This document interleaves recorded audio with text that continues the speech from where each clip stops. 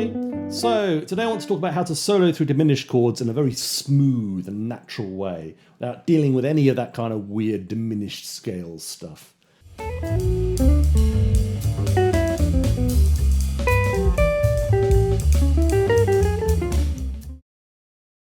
Welcome to Jazz Guitar Scrapbook. Please feel free to like, subscribe and angrily disagree with me in the comments. Diminished chords. I was confused about this for years, so I don't know if this stuff is really written down anywhere much. I certainly didn't find out about it in the theory books that I'd read, and it really took, both going to Barry Harris's workshops and also making observations on my own that I found ways of dealing easily with diminished chords. The way I always knew to deal with them before was like, for instance, if you see a diminished chord in a turnaround like this, you get like a G/B, B flat diminished, A minor 7, D7, like in I Can't Give You a Thing But Love, or the back end of Out of Nowhere, tunes like that. Was always to play the half-whole diminished scale, which sounds really nice, to be fair, if you do it right. But it sounds a bit weird if you do it wrong, okay? There's right and wrong ways to do that. There's nothing wrong with the diminished scale. It's just a little bit of a...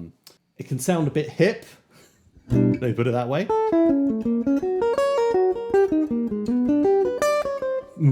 Okay, so the diminished scale started to catch on with people like John Coltrane, and Wes Montgomery uses it a bit as well, although probably in a more traditional way. If you want to see a good use of Wes Montgomery using the diminished scale, I've got a video on his tune. I call it Missile Blues, but Americans will probably call it Missile Blues. Up there, it shall appear, as if by magic. Go and have a look at that. But we're not going to talk about that today. We're going to talk about this Barry Harris approach, which to me is much simpler and more natural. And this comes from a very simple observation that a diminished seventh chord and a dominant chord are basically only one note apart. So here's a C7, like bar shape, right? We all learned that one early on. If I just pop the C up to a C sharp, we have this diminished seventh. Okay? Now we can take advantage of that relationship to convert any diminished seventh chord into a dominant by reverse, right? So for instance, if we got this, C major 7, C sharp diminished 7th, D minor 7, G7. Sorry about the bar A fingerings. I just want to make absolutely clear what chords I'm playing. Okay? You can turn that into a C7. So we can apply that also to scales.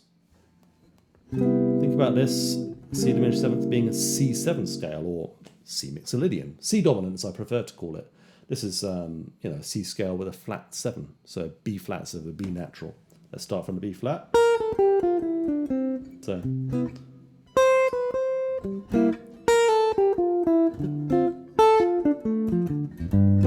Okay, and it sounds really nice.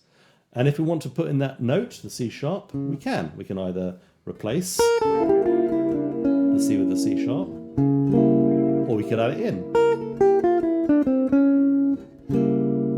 Either way, it's nice. And if you have been studying Barry Harris's approach, or maybe even David Baker's approach, you'll probably know a few cool things to do on dominant chords. For instance, there's this thing which people call sometimes the bebop dominant scale. Okay, or Barry Harris would call an added note scale. It's a C7 scale with an added passing tone between the root and the flat 7, B in this case. And we can replace that, the last note, with a C sharp. And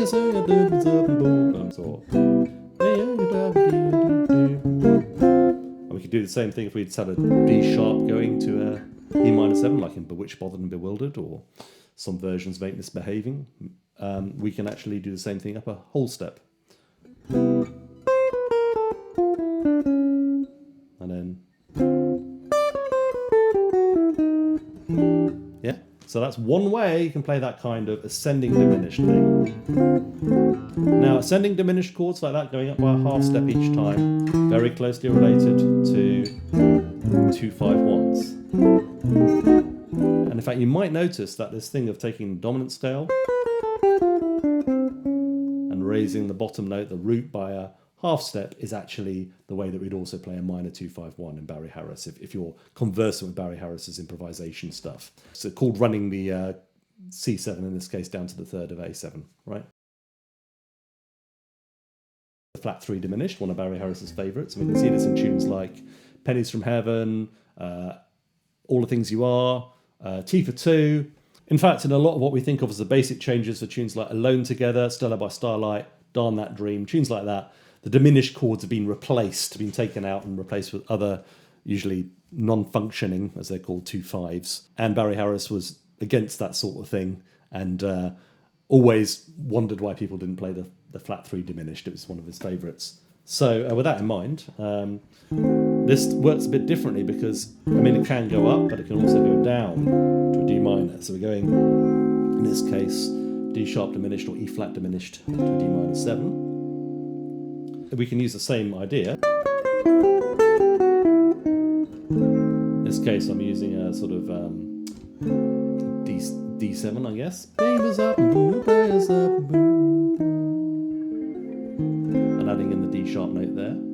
And this would go.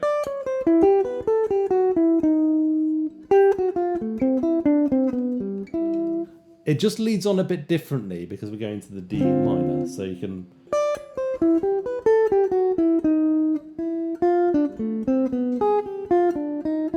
There's a little bit of practice that you probably need to do just to get used to making that work. Another very common example would be going from, for instance, in this case, with key of C, going from F7, F sharp diminished, C major. And in this case, we do the same thing. We take this F dominant and put in the F sharp if we feel like it. And we put in the F sharp. With the 7th of the F7, we actually end up with two of the blue notes, the flat 3rd and the flat 5 in the key of C. So you could just play the blues scale.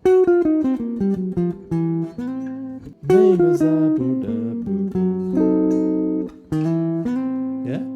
Just play the blues scale. Beautiful way to play through that sharp 4 diminished, which pops up in things like the blues, tunes like, I think, Doxy by Sonny Rollins. Rhythm changes, usually in bar 6. Old school sort of swing and traddy tunes often use this sound. Anyway, that's a simple potted description of how to deal with diminished chords.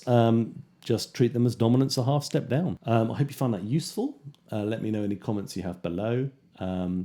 Any other tricks and hacks you've got for diminished chords. I always find them a bit troublesome, or at least I used to before I found out this way of doing it. There's a handout that you can download as well with some more info and maybe a few more tricks and hacks in it. Thanks for watching. I'll see you on the next one.